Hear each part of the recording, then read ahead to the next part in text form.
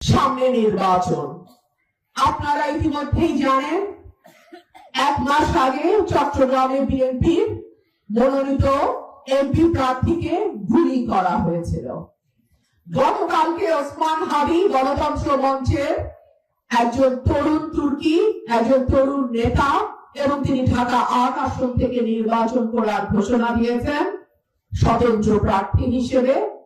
তাকে খুব খারাপ ভাবে মাথায় গুলি করে আইসিইউতে আছে তিনি এখন। আমরা সবাই হাদি ভাইয়ের দ্রুত সুস্থতার জন্য আল্লাহ রাব্বুল আলামিনের কাছে দোয়া করি। তবে এই সকল গুলির ঘটনা, আহত করার ঘটনা সুষ্ঠু তদন্ত সরকারকেই করতে হবে।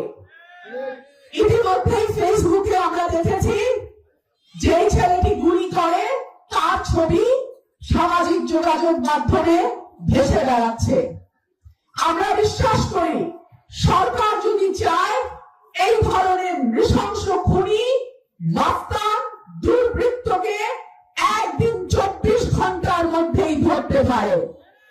সুতরাং নির্বাচনকে সামনে রেখে যারা ঘোলা পানিতে মাছ শিকার করতে চায়, যারা বাংলাদেশে একটা গণতান্ত্রিক উত্তরণের পথে বাধা সৃষ্টি করতে চায়, যারা বাংলাদেশে একটা রাজনৈতিক সরকার আসার পথে বাধা তৈরি করতে চায়, বাংলাদেশের মানুষ একত্রিত ভাবে তার দাঁত ভাঙা জবাব দেবে বলে আমরা বিশ্বাস করি। সরকারকে বলবো, আইন শৃঙ্খলা রক্ষাকারী বাহিনী আছে, পুলিশ আছে, প্রশাসন আছে, সেনাবাহিনী মাঠে আছে। আপনারা দ্রুত এই অপরাধীদেরকে ধরে শাস্তির আওতায় আনেন, না হলে কিন্তু আগামী ফেব্রুয়ারির নির্বাচন অবাধ, সুষ্ঠু, নিরপেক্ষ নির্বাচন হবে না। আমি সরকারকে আহ্বান জানাবো, সর্ষের মধ্যে যদি ভূত থাকে, সরকারের মধ্যে যদি কোনো অংশ থাকে যারা এই নির্বাচনকে বিলম্বিত করতে চায়, তাদের অবিলম্বে চিহ্নিত করুন।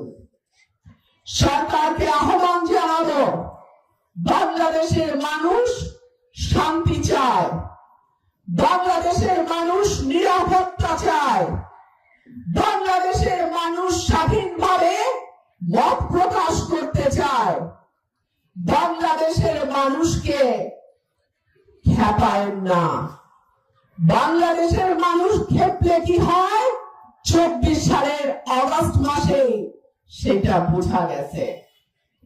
সুতরাং নির্বাচনটি যাতে সুষ্ঠু পরিবেশে, সুন্দর পরিবেশে, লেভেল প্লেইং ফিল্ডের পরিবেশে সকল দল মতের মানুষ নির্বিঘ্নে যাতে নির্বাচনে অংশ নেয়, সেই ব্যবস্থা করার দায়িত্ব সরকারের।